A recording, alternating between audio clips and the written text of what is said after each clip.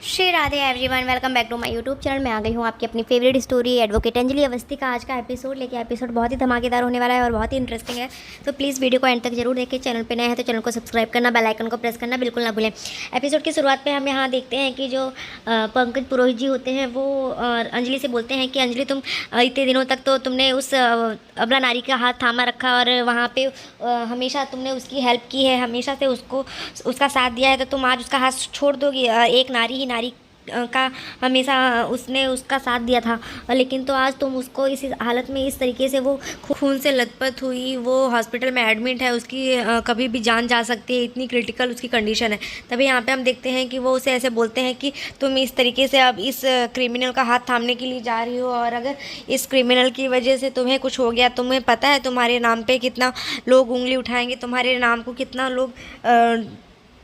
इस तरीके से ट्रोल करेंगे, तो तुम्हें समझ में आ रही है? तुम इस तरीके से अगर किसी गलत का साथ दे सकती हो तो फिर लोगों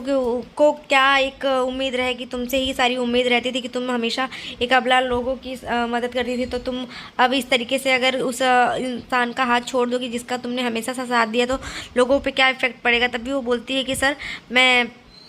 समझ रही हूँ कि आप क्या बोल रहे हैं, लेकिन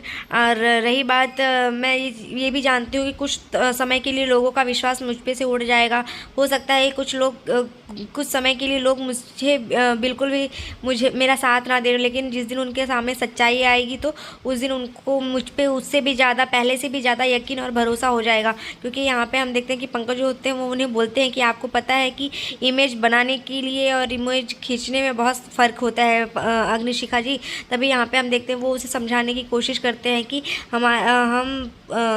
पुलिस वाले सब खुद उनके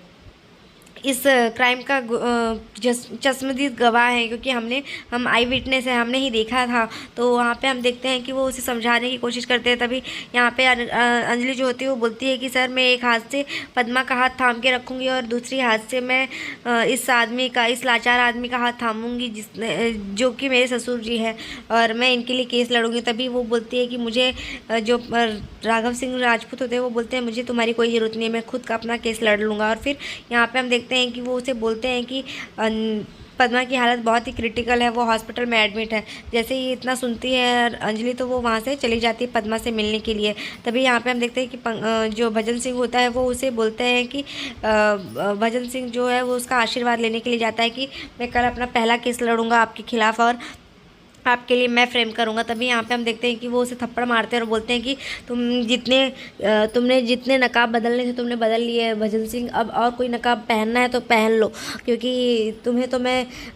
ये बता के रहूँगा कि गुरु हमेशा गुरु ही रहता है। उसके बाद वो वहाँ से चला जाता है। वो फिर यहाँ पर हम देखते हैं कि राघव सिंह राजपूत जो होते हैं वो उसे बोलते हैं कि देखिए ऑफिसर, मैंने कुछ भी नहीं किया है, मैं सिर्फ वहाँ पर उसको आशीर्वाद देने और कपड़े और गहने देने के लिए गया था, मैंने कुछ नहीं किया है। तभी यहाँ पर हम देखते हैं कि वो उसे समझाने की कोशिश करते हैं कि हम समझते हैं आपकी बातें, लेकिन आपको तभी भी बेल नहीं मिल सकती है, आप समझने की कोशिश कीजिए और हमारे साथ कोऑपरेट कीजिए। तभी यहाँ पे वो उसे समझाते हैं। और दूसरी तरफ हम देखते हैं कि यहाँ मीडिया वाले जो होते हैं वो हॉस्पिटल में पहुँच चुके होते हैं, और यहाँ पे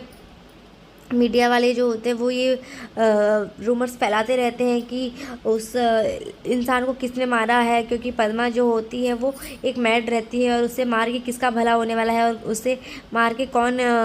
जो है वो ये सब चीज़ें एक साजिश है या फिर ये सोची समझी चाल चली गई है किसी की। तो यहाँ पे हम देखते हैं कि वो बार बार यही सब चीज़ें बोलते रहते हैं। तभी वहाँ पे अंजलि आती है, तो अंजलि को वो पूछते हैं कि आपने तो हमेशा से उसका साथ दिया था, तो आज क्या हो गया? आज ये किसने इन्हें मारा है? क्योंकि इसका शक पूरा जो है वो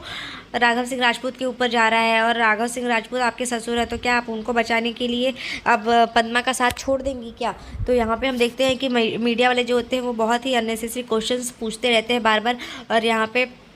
अंजलि जो होती है पूरी तरीके से मीडिया से घिर चुकी होती है। और यहाँ पे अंजलि जो होती है वो उसे बोलती है कि प्लीज़, मैं आप लोगों से हाथ जोड़ के माफ़ी मांगती हूँ और बोलती हूँ कि प्लीज़ आप ये सारी फालतू की बातें मत पूछिए, क्योंकि ये सब चीज़ें पूछने से कोई मतलब नहीं है। वहाँ पे एक इंसान जो है वो ज़िंदगी और मौत से लड़ रहा है अपनी लड़ाई, तो एटलीस्ट उस लड़की के लिए तो ऐसी बातें ना कीजिए। तभी हम देखते हैं कि वो वहाँ से चली जाती है, और यहाँ पर तभी जो जाने ही लगती तभी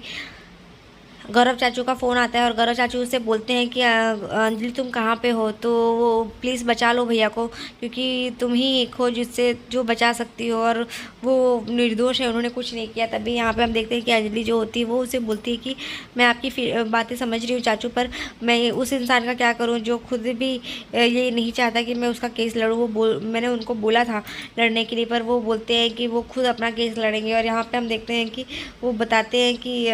वो पूछती है कि कहाँ पे हो तुम, तो वो बताती है कि अभी मैं पद्मा से मिलने हॉस्पिटल आई हूँ, उसकी सिचुएशन बहुत ही क्रिटिकल है चाचू, अगर पद्मा मर गई तो फिर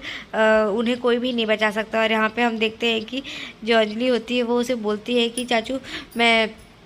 जानती हूँ कि पद्मा जो है वो बहुत ही निर्दोष थी, और यहाँ पे जो राघव सिंह राजपूत है वो भी, उनकी भी कोई गलती नहीं है, पर ये सब एक सोची समझी साजिश है चाचू, मुझे पता है सब कि क्या हुआ है कैसे हुआ है। तभी यहाँ पे हम देखते हैं कि वो ये सब चीज़ें सुनते हैं, तो यहाँ पे जो अंजलि होती है वो उन्हें समझाने की कोशिश करती है कि चाचू मैंने उनको बहुत समझाने की कोशिश की है, पर वो है कि अपने एटीट्यूड और ईगो के सामने किसी की सुनते ही नहीं है। और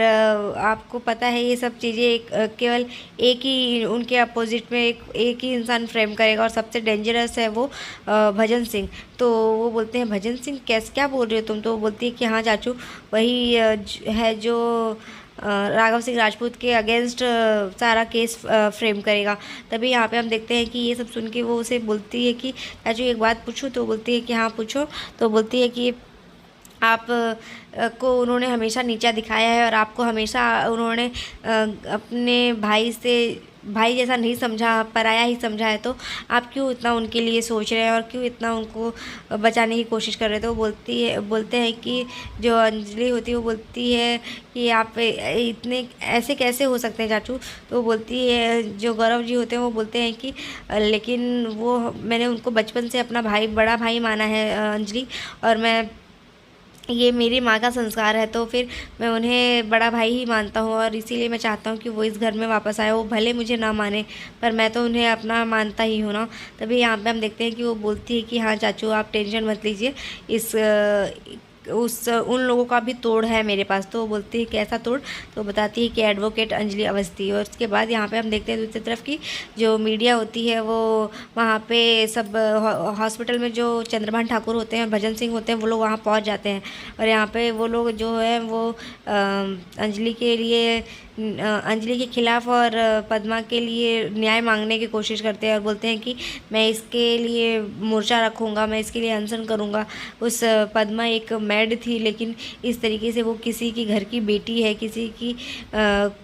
बहन है, तो इस तरीके से कि कैसे ये लोग इतनी बेरहमी के साथ इस तरीके से मार सकते हैं। और यहाँ पे हम देखते हैं दूसरी तरफ कि अंजलि जो होती है वो पद्मा से बात करती रहती है, उसको वो बोलती है कि पद्मा तुम्हें ज़िंदा रहना पड़ेगा, तुम जानती हो कि आजकल की लड़कियाँ सब कुछ कर सकती हैं, सारी नारियाँ जो है वो हर एक इंसान के ऊपर भारी पड़ सकती हैं, तो तुम इस तरीके से मत हारना पद्मा, तुम्हें ये केस लड़ना पड़ेगा, तुम्हें ज़िंदा रहना पड़ेगा हम सब के लिए, क्योंकि वो जानती है कि एक पद्मा ही है जो इस केस का सबसे बड़ा विटनेस है, जो अगर गवाही देगी तभी वो सब सही होगा। तभी यहाँ पे हम देखते हैं कि डॉक्टर जो होते हैं वो आते हैं, और वो लोग बोलते हैं कि आपको यहाँ से उसे आराम की ज़रूरत है, आपको जाना पड़ेगा बाहर। तो वो बोलते हैं ठीक है सर मैं जा रही हूँ। तभी यहाँ पे हम देखते हैं कि पद्मा को देख के जाती रहती है। तभी दूसरी तरफ देखते हैं कि यहाँ पे जो चंद्रभान ठाकुर होता है वो बहुत ही उसके लिए इंसाफ मांगता रहता है। तभी अंजलि आती है और वो बोलती है कि अच्छा ये इंसान इंसाफ मांग रहा है जिसने, और वो भी उस पद्मा के लिए जिसको उसके बेटे ने ही मोलिस्ट किया था, उसके साथ झूठी शादी की और फिर उसके साथ उसको धोखा भी दिया। ये इंसान उस इंसान के लिए माफ़ी मांग रहा है। तभी यहाँ पे हम देखते हैं कि चंद्रभान ठाकुर इस तरीके से गिरगिट की तरह रंग बदलता है, तो अंजलि समझ जाती है कि सब इनकी चाल है। तो आज के एपिसोड में बस इतना ही है फ्रेंड्स, मिलते हैं नेक्स्ट एपिसोड में, जहाँ हम देखेंगे कि अंजलि जो होती है वो इस केस को स्टडी करने के लिए पहले से शुरुआत कर देती है। वो महक से बोलती है कि महक तुम एक काम करोगी मेरे लिए, तो बोलती है कि हाँ मैं अपने पापा के लिए कुछ भी कर सकती हूँ, आप बोलिए भाभी। तभी वो बोलती है कि तुम्हें युवराज ठाकुर से बात करनी पड़ेगी, तो वो तुम उससे प्यार के जाल में उसे अपने फंसाओ और उससे पूछो, तो वो पूछने लगती है। तो आज के एपिसोड में बस इतना ही, मिलते